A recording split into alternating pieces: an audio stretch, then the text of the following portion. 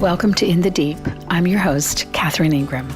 The following is excerpted from a session of Dharma Dialogues called Give Peace a Chance. It was recorded in Los Angeles in 2016.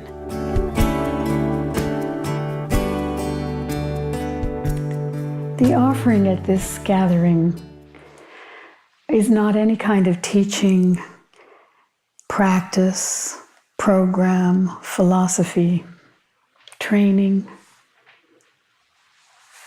None of that.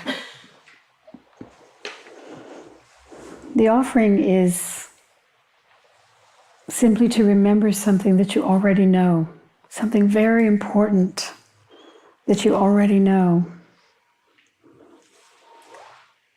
and that you perhaps sometimes or often overlook. I do, sometimes. And that is just this simplicity, this ease, this kind of relaxed sense of presence, a quietness,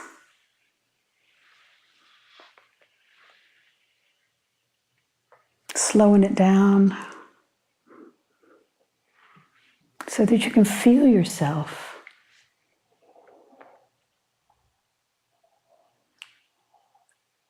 This very important thing is actually to feel this. To feel this that is familiar. And yet, isn't it delicious when you just stop? You know, we had to drive in traffic for over an hour to get here. And the sitting down before you all came, I could feel the movement in my body, all the lights that had passed through my, all the imagery and all the billboards, and the speed and the traffic, and then you stop. And it was almost hard to give rise to a thought.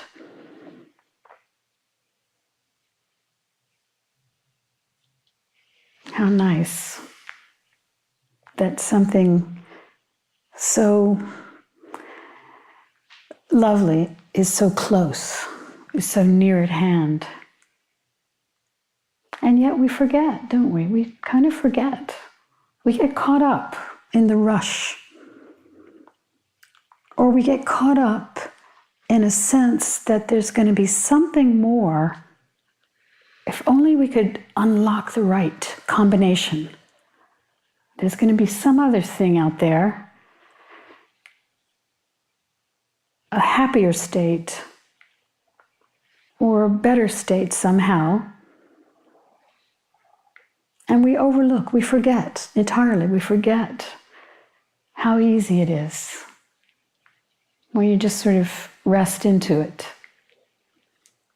You don't have to strain. You don't have to do much with your mind at all.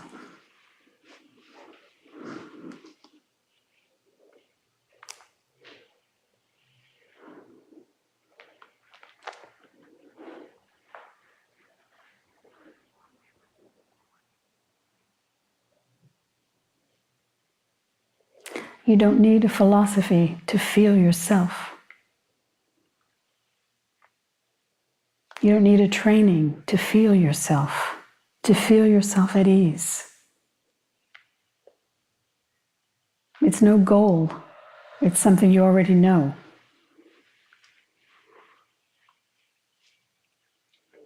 But it is also important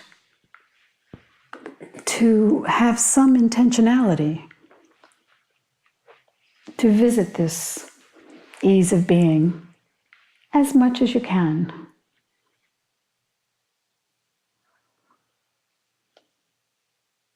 Just as much as you can. It doesn't have to be all the time, but a lot of the time.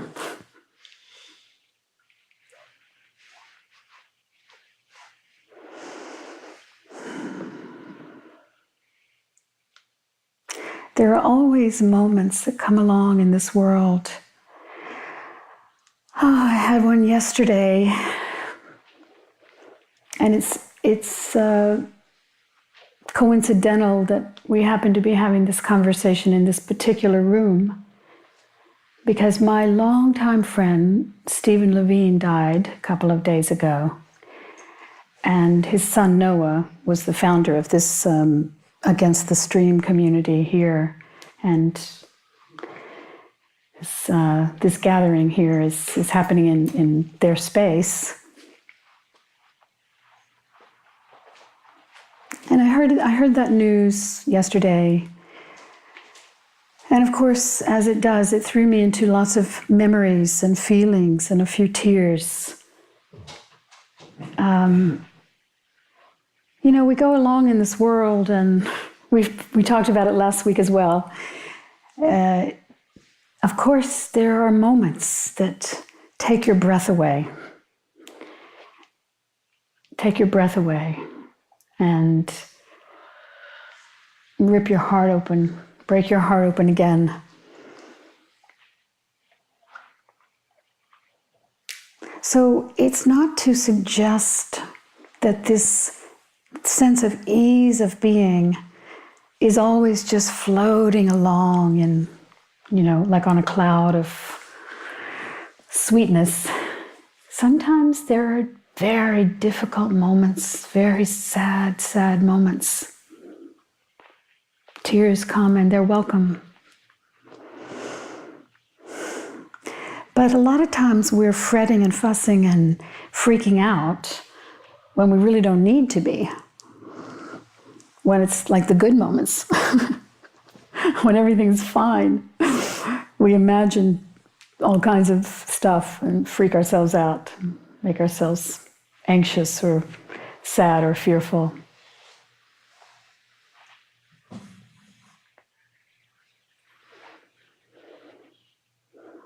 So in this context tonight, really the offering is to just rest, just really rest. You may even feel like you're dozing off a little bit. It's okay. Rest in this quiet place, this simple place inside. Your most essential taste of you. Beyond your story, beyond the world, beyond the history. Just this privilege of being. Your simple taste of that. Just relax. You don't have to attain it, it's already happening.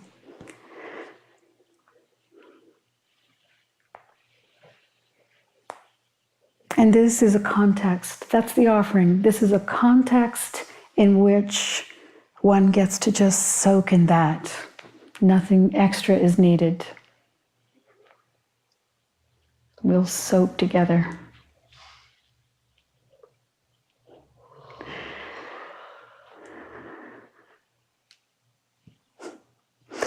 All right.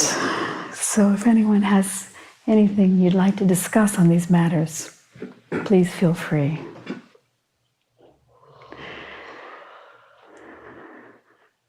I am plagued with all kinds of very, very battering, dark, resentful, ugly, ugly thoughts. And I do have a tendency to get locked in a closet with them in my brain. But something you said when I first started coming really changed that for me, which was you said that I don't have to fight with my brain. I don't have to fight the thoughts, but that instead I could just see them for what they are, just thoughts, just stories in my head, and allow them to roll through. They come, they plague me, and they also go on their own. And allowing myself to not fight the thoughts. If one comes up, I'm no longer going, I'm not allowed to think that. I have to think of kittens and rainbows. Instead of doing that, I see them now as just thoughts, just storytelling, conditioning. And so I do entertain them for a bit, notice them, and then they go. So I'm wondering if how that relates to what you guys were talking about.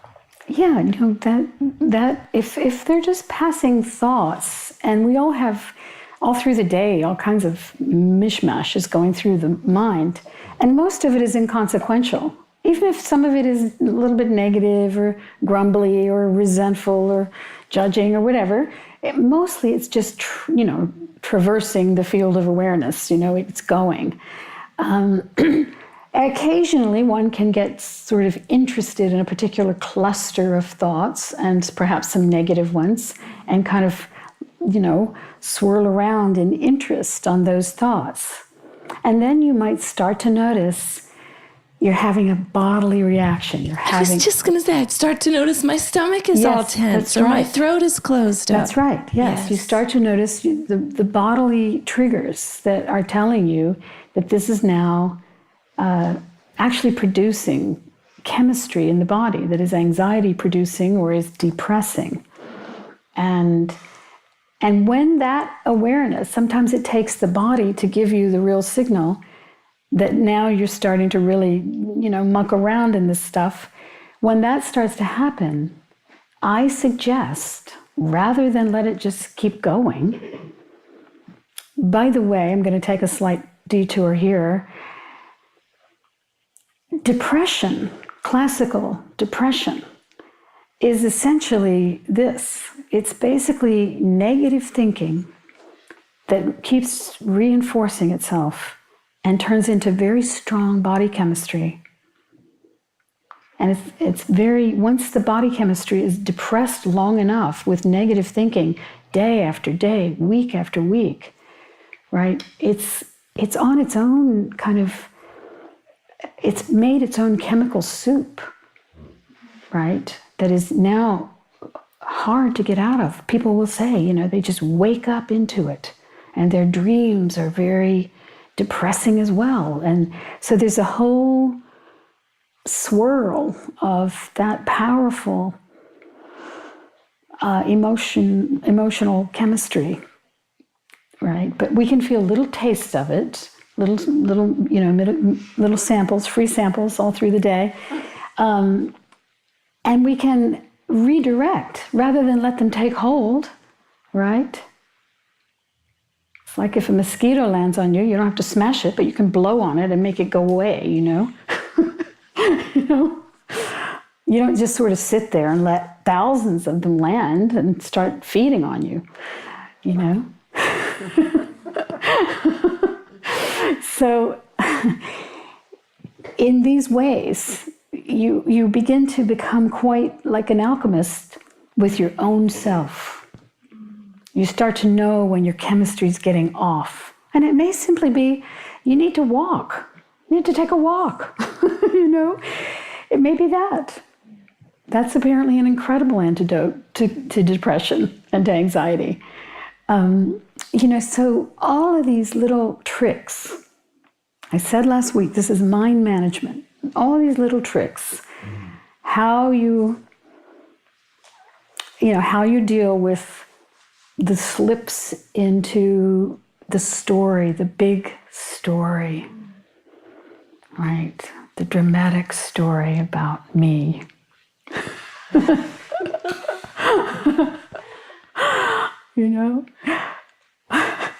And even at the point when it's really not interesting to you anymore, you're committed to it.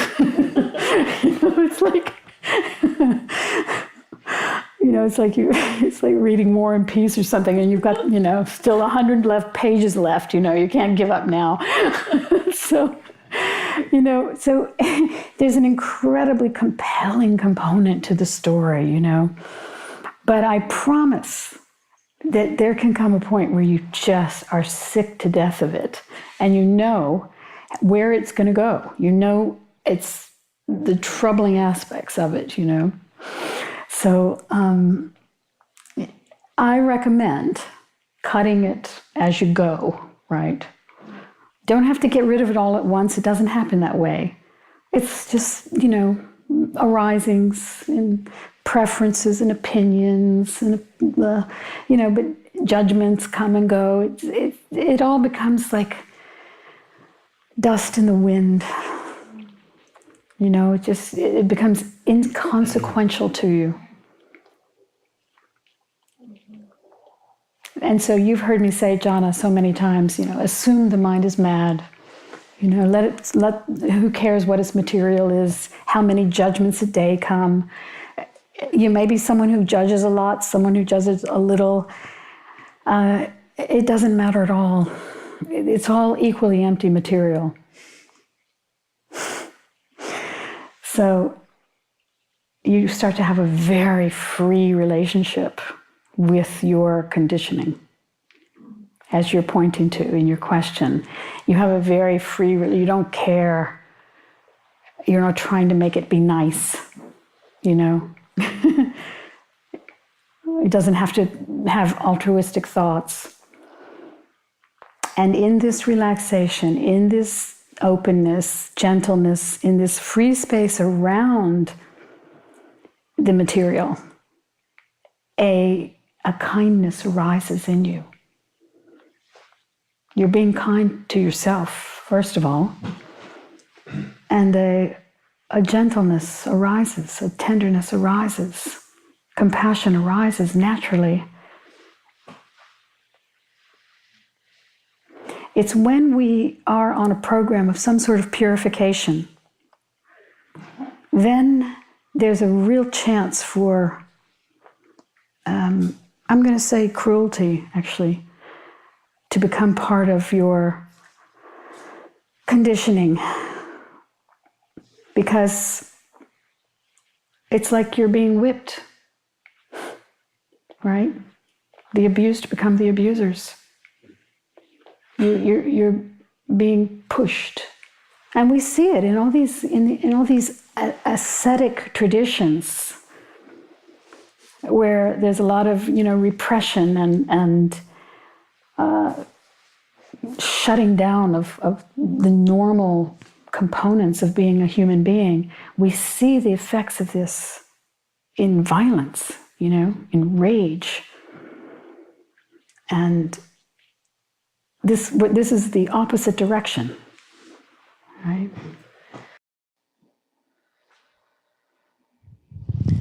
Thank you. That great reminder about the big story of me and the emptiness of thoughts. I tell you, I want to have what you just said tattooed on my thigh so I can just read it over and over again. Thank you. You can get the MP3 when we're... Yes. Good. That'll be better.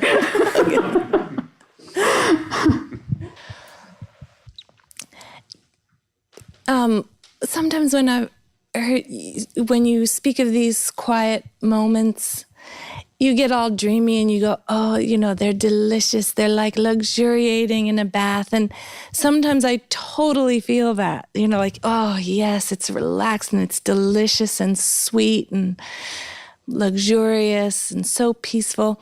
And sometimes it's just kind of dry and boring. I feel present and I'm just a little like bored and ho-hum. I'm not having crazy thoughts running through. I'm focusing on the dishes or what I'm doing on the computer, but I feel kind of dry. This doesn't worry me. Good. Is it okay? I'm going to say it's all okay. They don't all have to be delicious, right? They don't have to be delicious or a warm bath. I mean, in fact, just being peaceful is good enough. Yeah. Yes. You've probably heard me tell this little, teaching part. When I was a young practicing Buddhist back 100 years ago,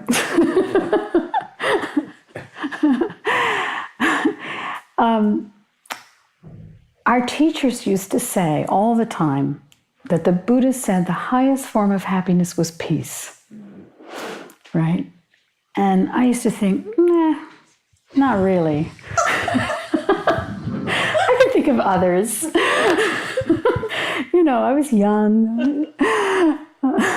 Peace seemed incredibly boring, really, but it has become more and more true, really true. Peace is really, really good. And so these moments you're describing as boring and it's just nothing much happening, they're peaceful. Yes. Yes, they are. Yeah. Yeah, they're peaceful. A friend of mine years ago, many years ago, the backstory is she's in a marriage that is fraught. Let's use that word. Fraught, right? And so one day she said, and I have been so-called single, not by any deliberate choice, but it's worked out that way for quite a long time. And, so she one day said to me, don't you get lonely? Isn't it a lonely life, And I just shot back, well, there are moments of loneliness, but it's mostly very peaceful. And I could see she almost blanched. It was almost like it represented for a moment a whole other world. Because the situation, I've actually stayed with them a lot back in the day, it wasn't peaceful, There were other goodies. There's other things to be had that they had, but it wasn't peaceful. Peace was not one of them. And for me, that is impossible at this point. Impossible. For me, peace is the highest happiness. And the other ones can come along as, condiments, But the main meal, I want peace. So don't discount it when you experience it, And when I use these words, delicious, or, like being in a warm bath and all of that, of course, it does feel like that sometimes, And sometimes, just being in existence, you have these, these I used the word last week, these flares of, wow, that surprise you and delight you. But a lot of the time, it's just simply peaceful. Thanks. Yeah. That goes on my other thigh. You're going to run out of space.